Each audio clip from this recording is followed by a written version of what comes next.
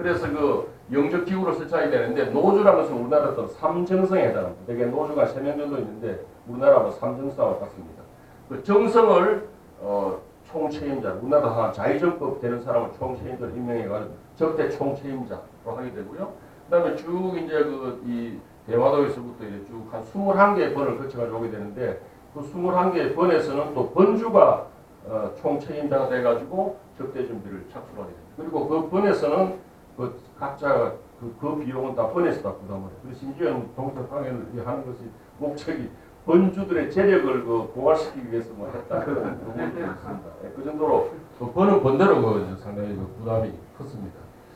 그 다음에 이제 동상이 쭉 거쳐가 여기 도착하면요, 그 숙소에 주로 이제 지금 아사쿠사에 있는 그 동고는사에 우에노 아사쿠사에 있는 그 동고는사에 머무게 되는데 주로 그 정성이 직접 가 숙소까지가 연결하게 되고요. 어삼가라고는 이제 그 득천 강의가 아들이 뭐 13명이 있었는데 그 중에서 세 아들이 제일 똑똑했어요.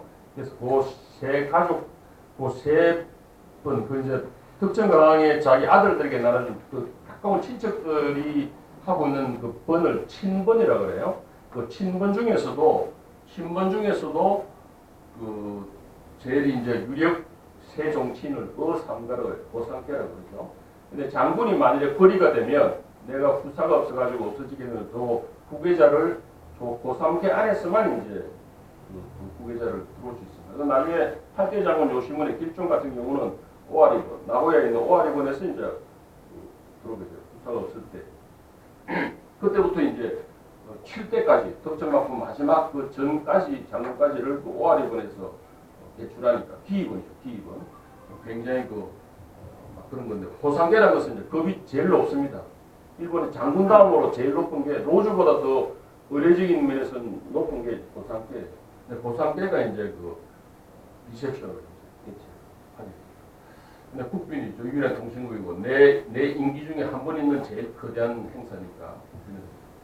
그래서 저 통계로 보게 되면 1회 접대 막구의 1회 접대 비용이 100만 양이 소요된다고 그래요. 저로 뭐 현재 돈으로 한 사람 어떤 사람 뭐 4천억이라는 사람도 있고 한데 그 막구의 1년 세수가 얼마냐면 67만 양이었어요.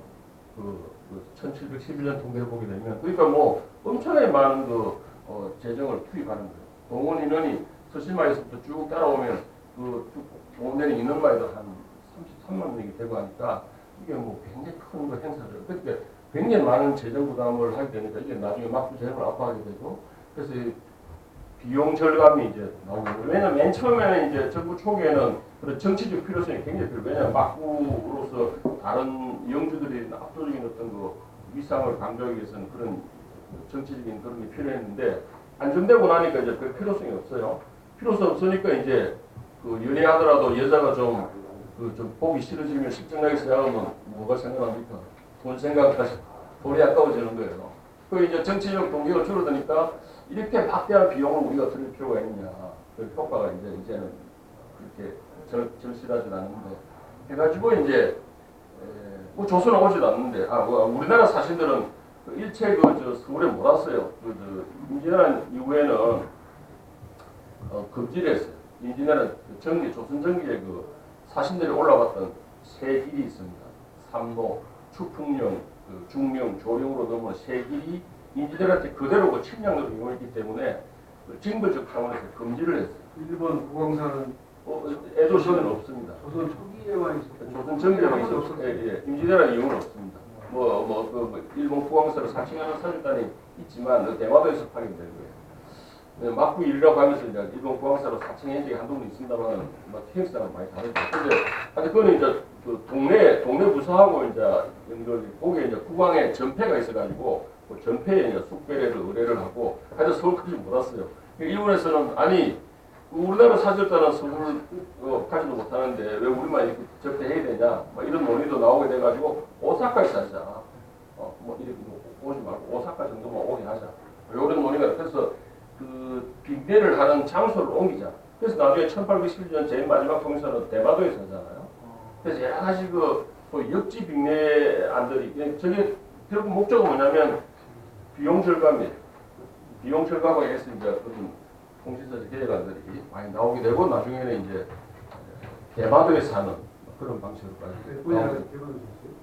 대만에서 맨 마지막 한 번 그랬어요. 근데 그거는 굉장히 이제 어떻게 보면 이제 끝물이죠. 그거는 이제 사실상 굉장히 다행적이고 그걸 끝으로 끝났어요. 그럼 건물이면은 1800몇 년이었죠. 1811년인데요. 이미 1790년대에 러시아가 대마도에 내려온 거죠. 그러니까 이제는 사실상 그 정조대에는 통일사가 한 번도 없었는데 실은 정조대에 일본의 장군이 4명이나 바뀌어요. 그래서 정상적으로 하면 4번 파견될 수 있었는데 일본도 미루고 우리나라도 너가 신청하는데 우리가 갈 필요가 없는데가 우리도 별로 가고 싶지 않은데 미루고 해가지고 4번이나 미뤄가지고 나중에 대마도에서는 굉장히 기이한 형태의 파행적인 형태로 하게 되고 그걸 끝으로 공사가 끝나버립니다. 명치시대까지 한 50년 이상 남았는데도 문의행만 왔다 갔다 하지만 통사는 끝나버리게 되죠. 그건 그만큼 이제 일본 정부로서도 아이고 이제 통신사 뭐 조선 자체가 우리에게 별로 중요하지 않은데 러시아 내려오지 뭐 유럽 애들 막 그냥 뭐 다 오지 미국 오지 하는데 뭐 조선 저거 돈 들일 필요 뭐가 있어. 특별히 배울 것도 없는데 이제 뭐 이래가지고 했기 때문에 이제 위상이 뚝 떨어지게 되고 그렇게 돈도 아깝고 뭐 이러다 보니까 대마도에서 뭐 그냥 하고 치워라 뭐 해가 거의 마지막으로 끝나니. 예, 이제부터 그림 좀 보면서 설명을 넘어갑시다. 여기 이제 그 오사카의 바다에서 배 대놓고 그 이제 요도가와에서 이제 이 막부가 제공한 이제 유람선 형태죠. 근데 그 오사카 항구에는 각 그 지방의 제후들, 그 오사카 이서 지역의 다이묘들 유람선이 다 한 두 척씩 이렇게 다 대기하고 있어요. 왜냐하면 창경고다이 창동교대 하면 1년에 이제 이렇게 에도까지 왔다가 내려갔다 이게 이제 막부 아주 지역에 있는 영주로서는 엄청나게 많은 재정적 부담을 지고 지가 고향에 있을 때는 마누라하고 장자가 에도에 잡혀 있어요. 인질로 잡혀 있어요. 그 다음에 지가 또 에도에 1년간 때는 그 마누라하고 장자는 자기 또 지역에 내려가요. 뭐 이런 인질 작전을 해가지고 많이 통제하고 있는데 하여튼 1년 단위로 말이죠. 저 밑에서부터 에도까지만 한 수천 명씩 끌고 왔다 갔다 하거든요. 이게 이제 번으로서는 엄청나게 이제 재정을 보강시키는 거지만 실은 그 때문에 일본의 교통과 경제와 이런 것 국내 경제가 발전한 원인이 되기도 합니다.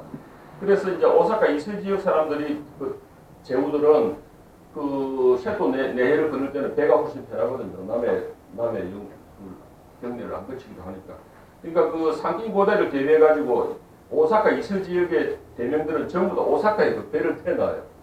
1년 만에 한 번 타는 데지만 한 2척 내지 3척씩 떼어서 그건 막부도 뭐 막부 장군은 오사카 올 일이 거의 없어요. 그런데도 3척씩 항상 오사카에 이런 고하 유람선이 있습니다. 일본식으로 보자본이라고 있는데요. 아주 화려한 거죠. 요거를 이제 3척을 정사, 부사, 종사만 세 사람들을 태우고 가요. 정사니까 정자 써놔놨죠. 요게 이제 이렇게 정사가 이분인가 본데 이분인가? 이 사람이 모르겠다. 그래가지고 이제 타고 이제 배에 올라가고요. 3, 4년이 이제 그 막부 장군의 배를 타고 올라가고 나머지 고 이제 쭉쭉쭉쭉 서열에 따라서 이제 큰 지역의 다이묘들의 그 저런 보좌분들을 타고 올라갑니다. 지금 굉장히 이제 정중하게 덕진하게 계속하는 거죠. 그 다음에 이제 그 화가가 따라가는데요. 1748년에 그 이성린이가 그린 그 사로성부도라고 하는 이제 우리가 사신으로 가는 그 유람길에 뛰어난 지역들, 경치가 좋은 지역들에 대한 그림을 한 30 정도의 그리고 화첩이 있는데요. 그 중에서는富士山굉장히 뾰족하게 있습니다. 요번에 이제 그 에도에 머물렀던 동보론사, 에도에 들어왔다 해가지고 보론사 건물인데 여기 이제 우에노 공원에 뒤쪽에 있는 히가시온간지 지금 그대로 쭉 나와 있습니다. 넘어갈게요. 동사 행렬도. 저게 뭐 그 동사가 한 200명쯤, 250명쯤 되고요. 그 다음에 이제 뭐 이 크게 다섯 부대로 나눠져 가는데 앞에 선발대, 정사부대, 부사부대, 종사부대, 마지막 후발대. 선발대, 후발대는 이제 대마도 애들이 이제 차례 5개로 나눠져 가게 되는데 그 모습들을 이제 기록하러 그리게 됩니다. 우리나라도 규장각에 있는 자료 중에 이제 제일 아주 가치가 높은 게 의궤하고 지도가 남아 있어요. 그 강화도 뭐고 사고에 프랑스 애들이 병인 장벽도 들어가 다 불태우는데 한문 책들은 뭐 다 불태워버려요. 모르니까 읽어도.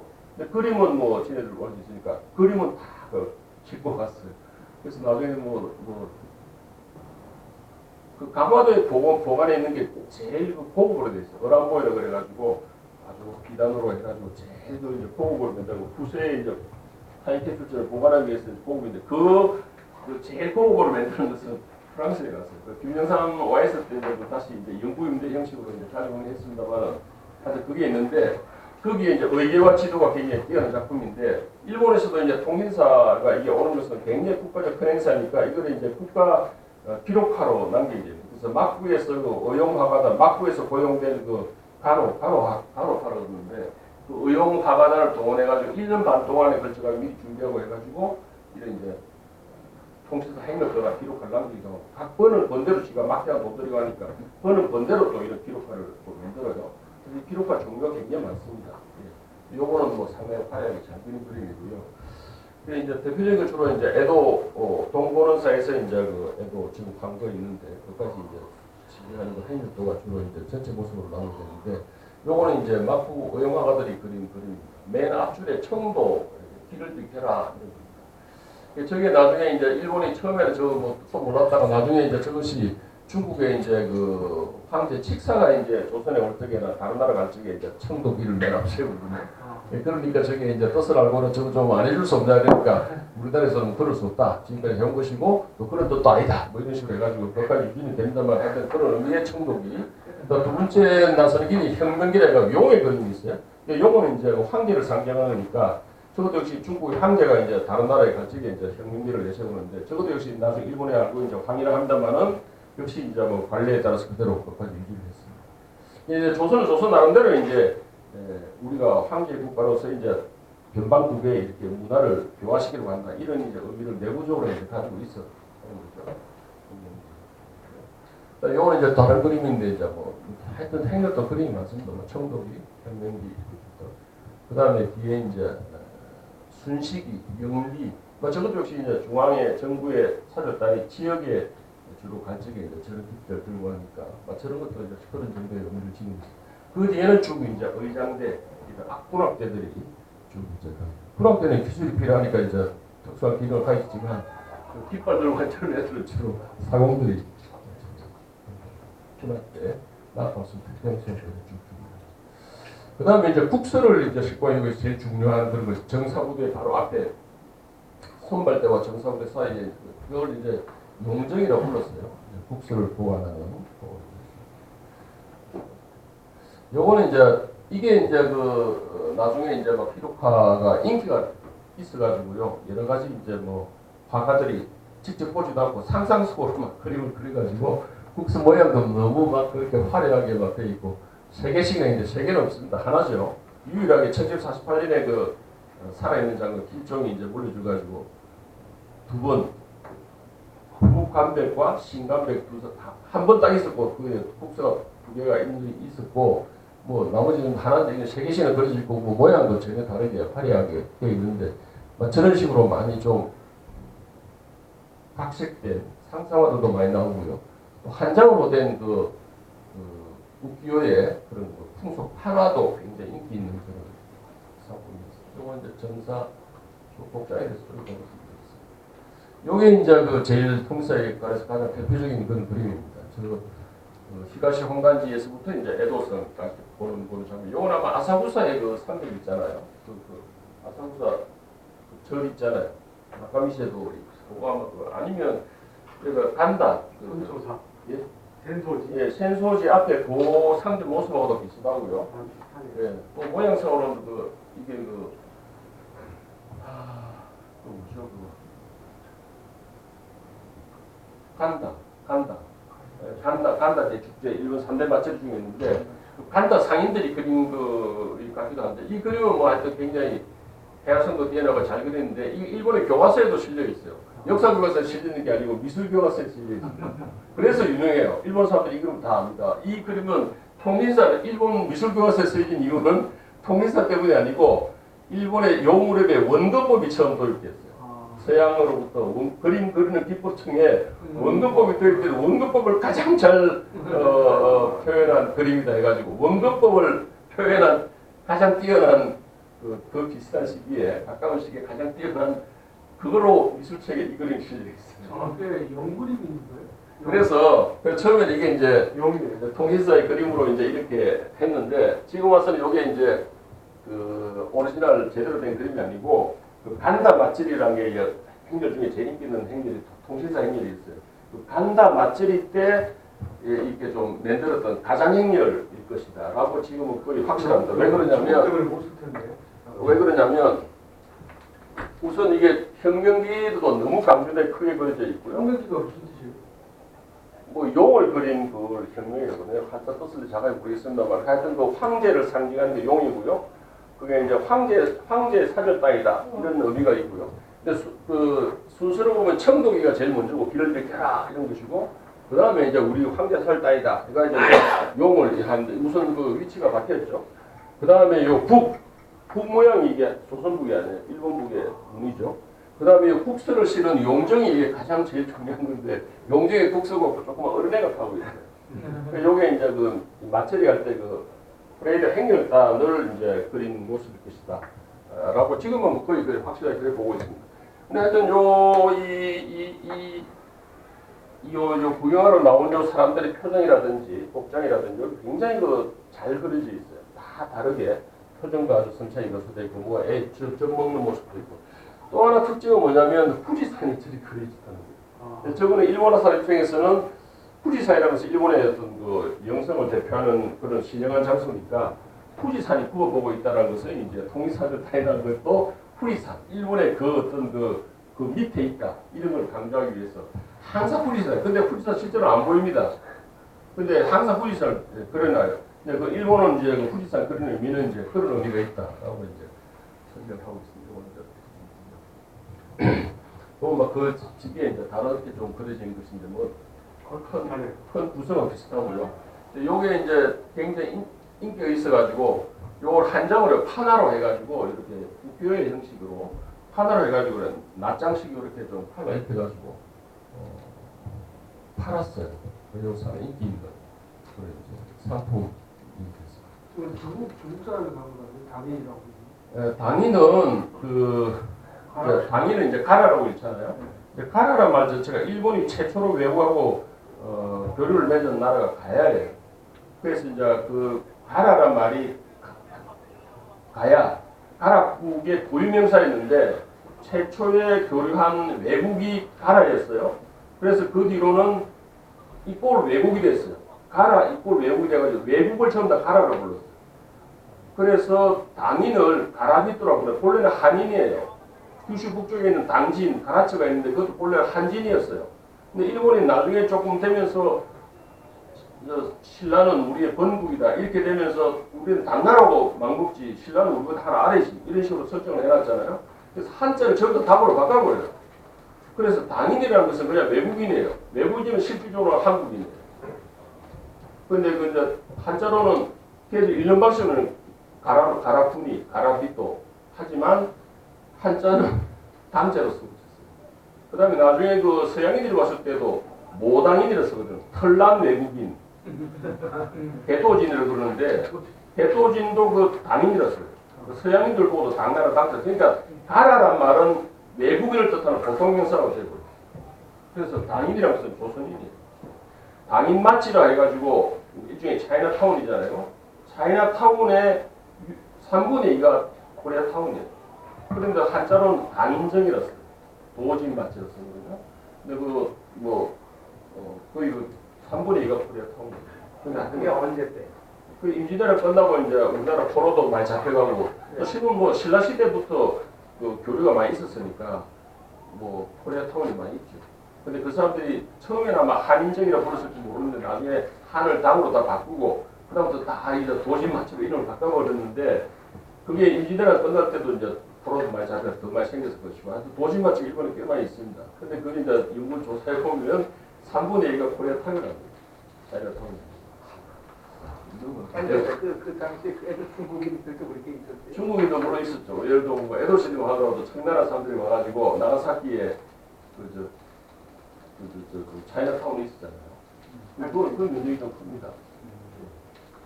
차이나타운이 있었고 네덜란드, 오란드 상관이 있었고. 그다음에 이제 우리나라 권의 국가의 국서 밑에는 이제 예물을 목록을 쓰는 거 별폭이라고 그러는데 뭐 이런 게 있습니다. 이거 좀 확대하면 있습니다. 그럼 일본은 장군의 답선들이 뭐 화려하죠. 이 사람들 금박 위에다 불선을 좋아하니까 역시 답선 밑에가 별폭. 그다음에 요거는 이제 예물을 주로 뭘 가지고 있나요? 예물. 예물 우리나라에서는 뭐 조선 우리가기도 인삼이 제일 크죠. 인삼, 산삼. 그다음에 이제 문방구류 있고요. 일본으로 올 때는 일본의 특별한 특산물을 이제 그러니까 방산물 같은 것은 그러니까 예물로 쓰이는 곤란하니까 일본 사람들은 주로 이제 그런 이제 공예품도 있지만 금자, 은자 해가지고 금이나 은을 많이 준다고 그랬었어요. 우리가 중국에 가면 이제 공물을 바치고 회사품을 받아왔잖아요. 예. 그러면 여기는 예물을 올리고 뭘 받아왔나요? 그걸 올린다 그걸 뭐라고 했어요? 예, 선물인데. 이제 회사품을 받잖아요. 예, 예, 한국에서. 예. 그럼 일본에서 받는 걸 뭐라고 해요? 그것도 뭐냐, 뭐, 별폭이라고. 별폭은 그 목록 이름이고, 그냥 뭐, 예단이라고 씁니다. 얘가 주로 이제 회사란 것은 그 사자가 이게 하사한다는 사자거든요. 그렇죠. 그건 표현 안 쓰고, 그렇죠. 예. 중국 애들이 이제, 솔직히 하지, 우리나라가 예를 들면 중국에서 받아올 때, 하사란 표현을 잘 안 썼습니다. 당연히 예. 우리나라 내부적으로는 일본한테, 일본 공항사한테 뭐 이렇게 토산물 가져오면 방물을 가져오고, 회사품을 전달하는데 그 내부형 표현이죠. 내부적으로. 예.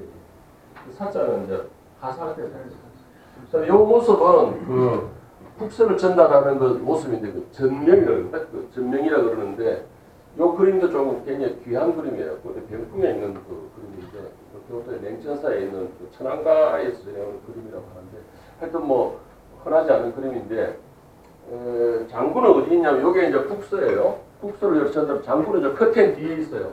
처음에 세창의 장군은 일본이 그 국제무대 워낙 그 세국 체제에서 7년여 동안 있으면서 세국 아니 모르니까 장군이 막 직접 내려와 상사들한테 술 다 따라주고 승부해도 압수하고 다 이랬어요.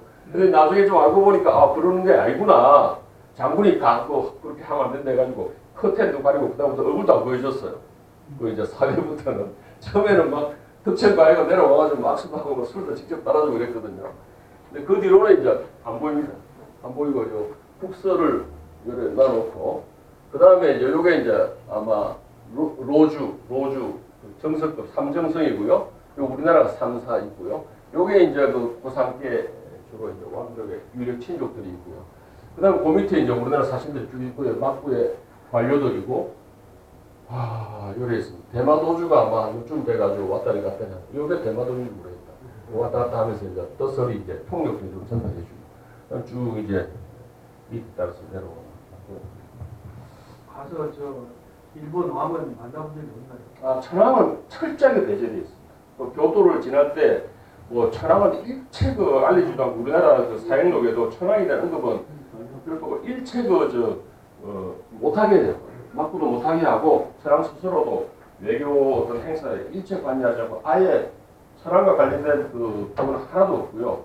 아까 그 금중 제국도라고 그랬습니다만 그 덕천 막구가 직접 직할하는 게 있습니다. 직할하는 게 세 군데가 있는데요.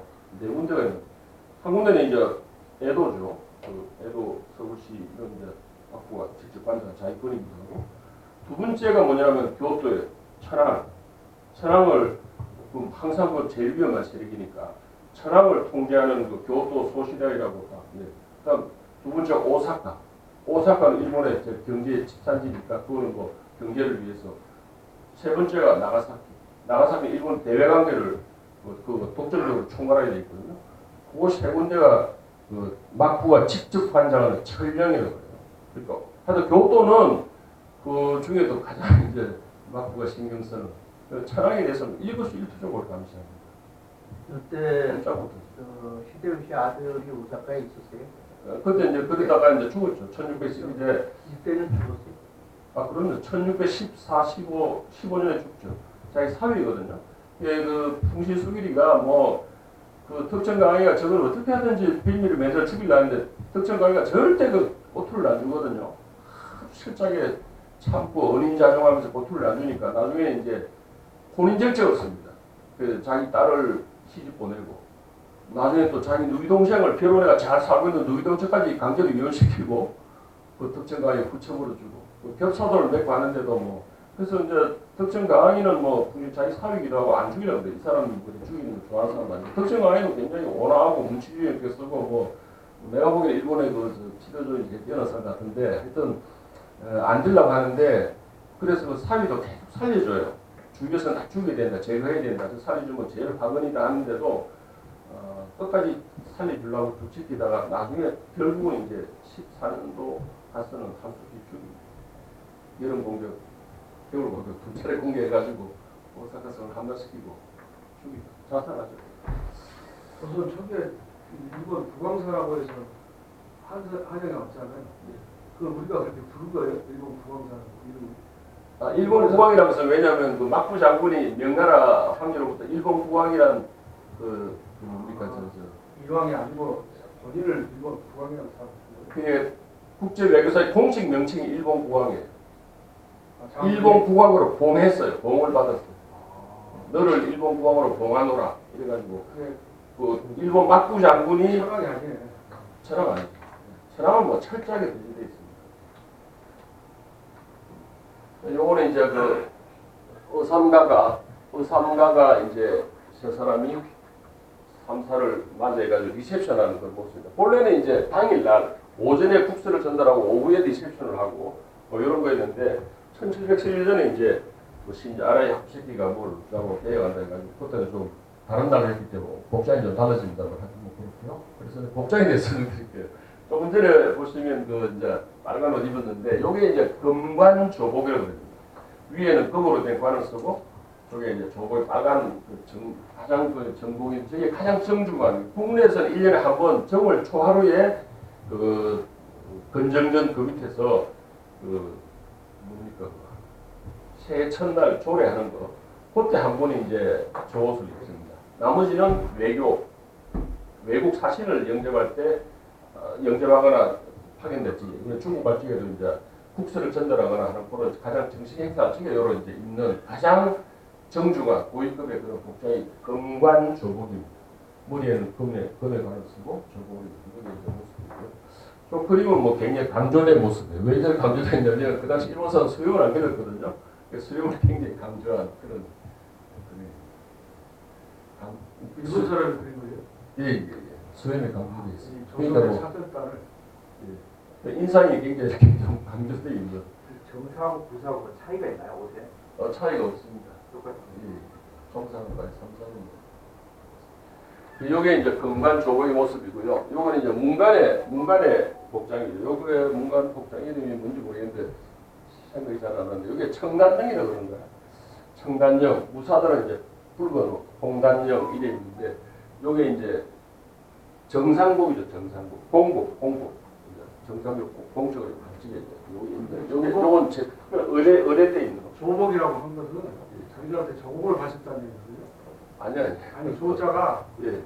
뭐 조자는 의미가 굉장히 많죠. 조자도 마찬가지지만 그 조는 아니. 그래서 우리나라 국내에 입을 때도 아까 그 일본에서 그랬다면서요. 조선 사셨다. 아니다. 우리나라가 이 옷을 입는데 이 옷을 가장 정중으로 하시고 내부에서 새해 첫날에 임금할 때에도 하는 것이고 조공하면 그 조자는 뜻이고 뭐라고 뭐 말하니까 그 조복이라는 그 뜻으로 일본 사람이 썼을까? 아니야. 뭐 일본에서 쓴 말이 아니고 우리나라에서 쓰는 말이고 뭐 저는 뭐 우리나라 복장에 그 나오죠. 저 공복을 나오는데 조복이라는 말은 그건 우리나라에서 공식적으로 의뢰의 여러 가지 그 형태에 나오는 요거는 이제 그 1711년 때는 정사가 이제 아까 말씀드린 것처럼 리셉션을 다른 날짜 했으니까 옷을 금관 조복을 입기 또 번거로우니까 이제 공복을 입고 나온 그런 거죠. 문신들은 요 청단령을 입고 이게 요거는 학을 주로 그려 있고요. 무사들은 홍단령을 입고 여기는 주로 이제 호랑이 그림이 있는. 그다음에 또 하나는 이게 마상전을 그래가지고 일본의 3대 장군 이에비츠가 워낙 이걸 좋아해가지고 가지고 따로 특별히 부탁해가지고 그 뒤로부터 이제 4회 때부터 11회 때까지 가게 되는데 별감이 저거를 잘하는 별감이 두 사람 따라가 말은 그 일본에 기부하고 옵니다만 저렇게 재주를 부렸어요. 그래서 버린 장소가 애도성 바깥에 어떤 그 마장에 있었다는데 내 생각으로는 제가 직접 확인을 못했으나 아마 다카다 와세다에다기는 다카다 바바가 옛날에 그 바바지의 그 마장이거든요. 거기가 아마 저 마상제를 했던 장소가 아닐까 싶은데요. 막 그런 여러 장소를 이제 서커스를 보여주는데 따로 그냥 날짜에 저거 굉장히 인기가 좋아가지고 스시마 번주가 가는 데마다 저걸 이제 막 굉장히 막 이렇게 과시를 하면서 저거를 막 하기도 하고 그랬었습니다. 여러 가지 이제 지금 저 영천에서 저거를 지금 뭐 재해를 하고 있어요. 하고 이제 지금 저런 만한 기술자들이 없어가지고 사람을 구하기가 쉽지 않아요. 지금 통신사를 그 저기 유네스코 기록유산으로 등재되면서 일본에서는 저런 행사가 지역에 따라서 그 통신사 연고지라 그래도 막 다양한 행사가 열려지는데 우리나라 별로 없었거든요. 우리나라 최근 이제 뭐 통신사에 참여한 사람들이고 후손들이 모이는 그 뭐 통신사 뭐 헌창이라고도 만들어지고요. 그다음에 지역 단위에서도 통신사가 지나온 그런 그 지역 단위에서 통신사를 행사 재현하는 게 많이 되게 되는데 중요한 장소가 영천이 그 1차 집필지예요. 그랬을 때 중 모이고 2차 집필가 동네에서 모이게 되는데 그 영천에서 이제 마산지 안에서 그거 다 오고 경상도 지역을 제외한 나머지 지역에 있는 사람들은 이제 일단 영천에서 모여가지고 이제 부산으로 내려오게 되는데 영천이 상당히 그 중요한 지역이라서 그 영천에서 그 조양각이라고 하는 건물인데 거기서 그 밑에서 강변에서 마상제를 지금 축제를 하고 그때 마상제를 좀 재해를 한 2, 3년 정도 하고 있어요. 근데 저게 저만한 기술을 지금 발휘할 만한 사람이 흔치 않다고 사람 구하기 힘들더라고요. 예, 하고요. 문화교육 활동. 근데 이거 처음에는 이게 이제 뭐 양국의 어떤 정치적 필요성에 해가지고 파열된 정치사절단이죠. 그런데 17세기 후반에 이제 청나라가 완전히 명나라 청나라가 1643년에 교체가 되고 그러면서도 이제 그 청나라가 정말 그 조그만 인구가 말이죠. 그 명나라의 100분의 1도 안 되는 인구를 가지고 명을 정복을 했거든요. 그냥 명이 4분이 일어나가지고 그러되고 오상계라는 친구가 뭐 자기 뭐 애인이 뭐 이자성이한테 뭐 웃자해가지고 산에 문을 열어줘가지고 오히려 그 청나라 애들을 안내해가지고 북경을 나중에 함락시키고 하게 되게 되는데 그 공로로 인해가지고 나중에 청나라에서는 이제 오상계를 저쪽에 지금 저 운남성 뭐 저 사천성, 비주성 그 3개 번을 그쪽에 나중에 주기도 하고 그러는데 그 다음에 명나라 그 왕의 황제의 그 왕자 3명이 남쪽으로 내려가지고 그 망명정부를 3군데나 세워요. 남명왕조라고 그러는데 3군데나 있어요. 그 다음에 저쪽에 이제 그건 배반자지만 명나라의 유신들인 그 오상계를 비롯한 세 장군이 3번, 세 개의 큰 번을 차지하고 있단 말이죠. 그래서 그 명나라하고 다 연관되는 사람들이 그게 있어가지고 저게 언제 이제 회복할지도 모르고 우리나라에서 이제 북불론이 일어난 것 중에 중요한 원인 중에 하나도 명나라가 충분히 뒤집을 것이다. 40년 이내에 뭐 청나라가 무너질 것이다 라고 기대를 하고 이래가 북불론도 더 하고 있는데 근데 그 송시열 같은 사람은 뭐 그 명나라고 남명왕조하고 아무도 뭐 연합해가지고 뭐 공동으로 북경을 진격하지 이런 구체적인 그런 거는 계획 세우고 한 번도 없어요. 이거 막 말로만 북벌 명분도만 내세우지 실질적으로 뭐 남명왕조하고 뭐 연합해가지고 뭐 진격하자든지 이런 구체성 하나도 없는 뭐 말만 떠들었고 하여튼 그랬는데 그 세력들이 쭉 계속 남아 있었어요. 그러니까 청나라가 굉장히 불안하죠. 그래서 나중에 그걸 최종적으로 다 지나간 사람이 강희제.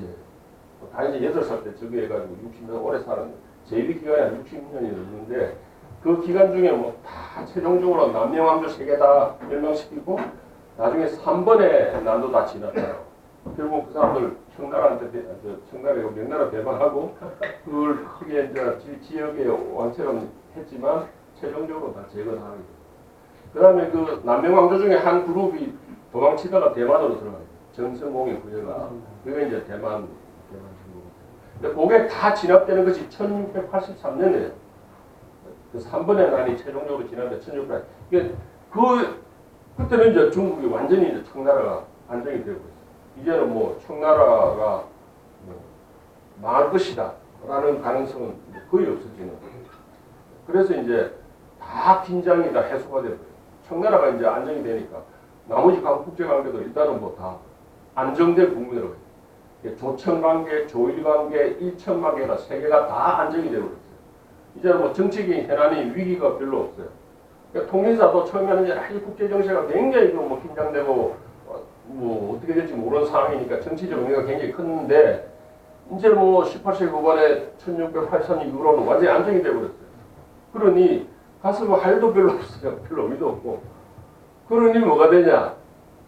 문화교류는 하자 이렇게. 그래서 이제 굉장히 그 형식화되고 현안이 없어지고 그 외교 행사가 그야말로 의례적 행사로 되게 되고 대신에 본래는 부수적 기능이었던 문화교류가 이제는 더 중심적인 의미로 역할로